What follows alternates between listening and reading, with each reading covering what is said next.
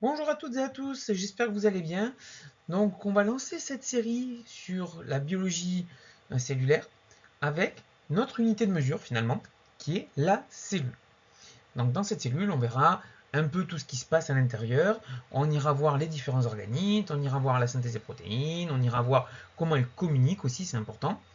Et pour commencer, j'ai choisi de vous parler de ce qui va permettre de donner la forme à la cellule, c'est-à-dire sa membrane. C'est aussi ce qui va permettre de la protéger et en partie de communiquer avec le reste de son environnement. Et ça, on va le voir un peu plus tard. Donc commençons par notre étude de la membrane plasmique avec un petit éclaté, d'accord, de notre membrane plasmique avec tout ce qu'il peut y avoir à l'intérieur. Ces schémas-là, ils sont intéressants parce qu'on voit tout. D'accord? On voit que c'est vraiment un fourre-tout. Vous avez de tout. C'est pas juste quelque chose de linéaire avec une seule molécule. Il y a de tout. Il y a de tout, il y a de tout.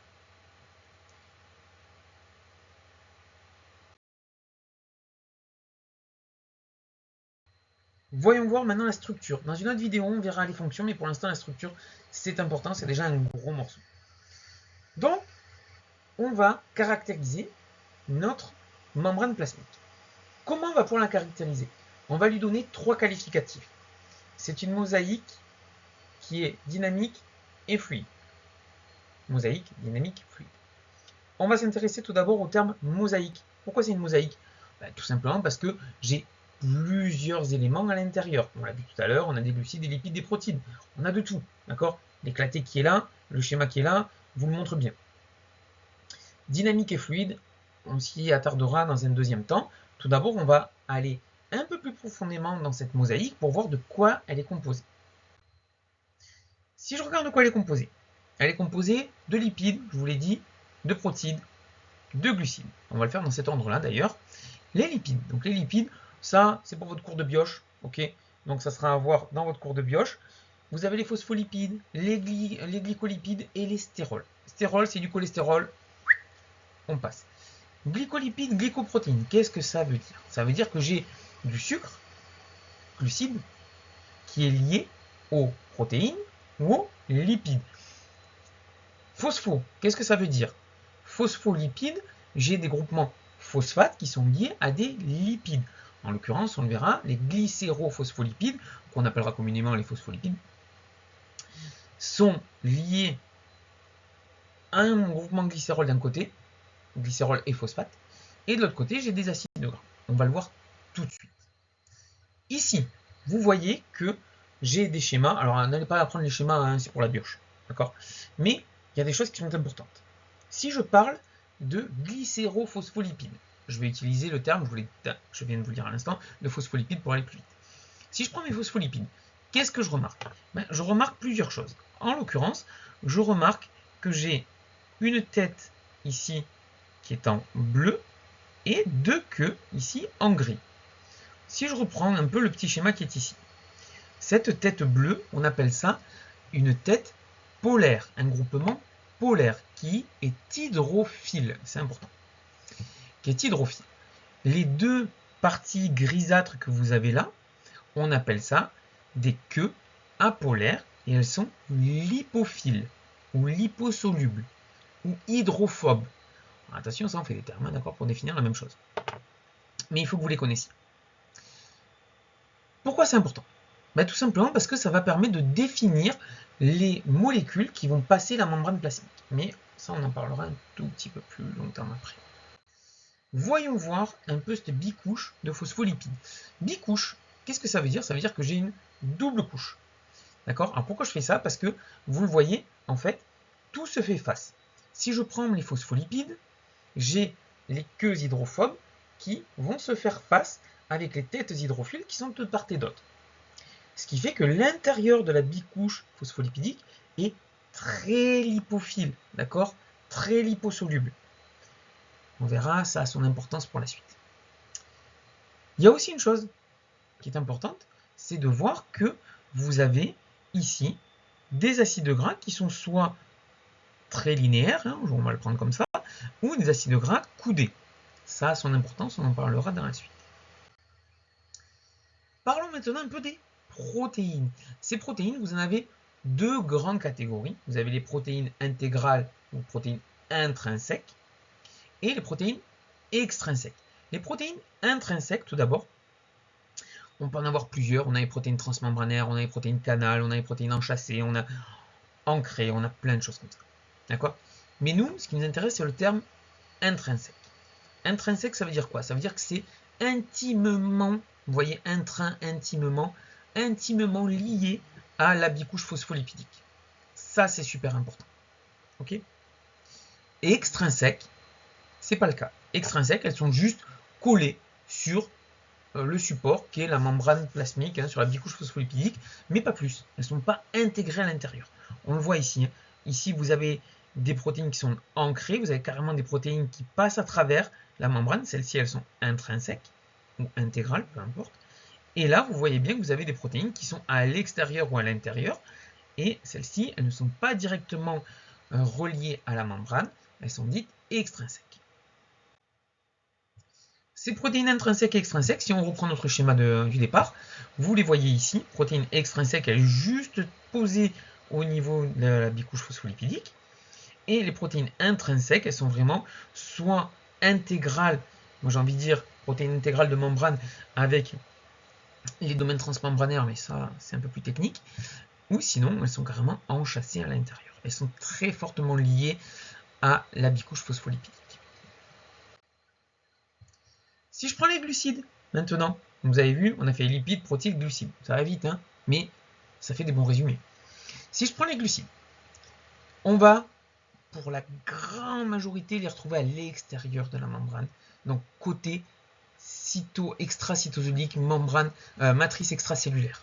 D'accord? Vraiment sur le côté extérieur de la membrane. Pourquoi? Parce que, en grande partie là aussi, elles vont avoir un rôle, peu importe, les glucides, vont avoir un rôle de défense et un rôle d'identité. Rôle de défense, on peut me dire, ça se tient. Si je regarde un peu ici, avec ce qu'on appelle le glycocalyx, qui est un gros manteau fait seulement des glucides de la membrane, ça se tient. On peut se dire, ça fait rempart, ça fait tout ce que vous voulez contre les micro-organismes. Mais il y a aussi le terme d'identité. Vous verrez, en immuno, on a ce que l'on appelle le complexe majeur d'histocompatibilité. Ce complexe majeur d'histocompatibilité, ou CMH, on a plusieurs classes, peu importe, mais c'est ce qui représente la carte d'identité de notre cellule. Et comment elle est fabriquée, cette carte d'identité? Des protéines, des glucides. Les glucides sont hyper importants. D'accord? Hyper importants, on va le voir juste après. Si on prend l'exemple des globules rouges. Si je prends l'exemple des globules rouges, vous savez qu'on a des groupes. Groupe A, groupe B, groupe AB, groupe O. Je pourrais même rajouter les résus, peu importe. Hein. On a des groupes. À chaque groupe correspond un antigène, la présence d'un antigène ou l'absence d'antigène. Si je prends le groupe A, j'ai l'antigène qu'on appelle A, et cet antigène est composé de glycoprotéines. Antigène groupe B, pareil, autre glucide, autre protéine, autre agencement, j'ai mon groupe B. Si j'ai les deux antigènes, antigène A, antigène B, ça fait un groupe AB. Si j'en ai aucun, donc 0, ça fait le groupe O. D'accord? Vous verrez les règles de don et de réception des groupages sanguins en immuno. Cette mosaïque, elle est asymétrique. Voyez, on remet encore un autre qualificatif par-dessus. Cette mosaïque, elle est asymétrique. Pourquoi? Parce que je ne retrouve pas la même chose des deux côtés. D'accord? Tout à l'heure, on l'a vu avec la photo microscopique qui nous montrait le glycocalyx. J'ai pas du tout la même chose des deux côtés. D'accord? D'un côté, pour le glycocalyx, par exemple, j'avais vraiment ce tapis de sucre, de glucides, et à l'intérieur, j'avais tout le reste. D'accord? Là, c'est la même chose. Vous le voyez sur l'illustration. On a une protéine intégrale avec, peu importe, des domaines externes. Vous avez ici une protéine extrinsèque qui n'est reliée que par un pont disulfure au reste de la protéine. Et vous avez des glucides, d'accord, des oligosaccharides qui sont notés ici en bleu, qui font partie de la membrane aussi. revient sur les qualificatifs qu'on avait donnés, mosaïque, dynamique et fluide.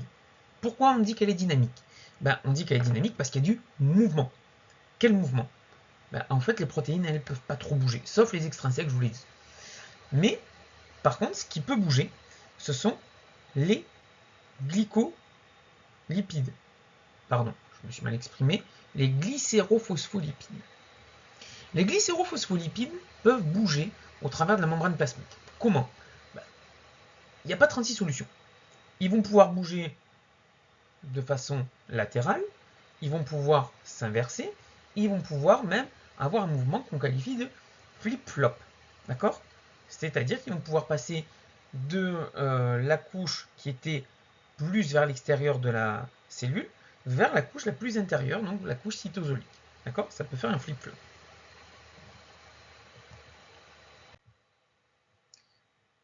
Petite question sur la fluidité, voir si ça vous parle. C'est lequel des deux qui est le plus fluide d'après vous? Est-ce que c'est celui qui est mal agencé? D'accord? Vous voyez des acides gras qui ont plein de coups de partout. Ou est-ce que c'est ici, avec des glycérophospholipides, dont les acides gras sont agencés en ligne droite, bien comme il faut? D'accord? On dit que ce sont des acides gras saturés. Je vous laisse 3 secondes pour réfléchir.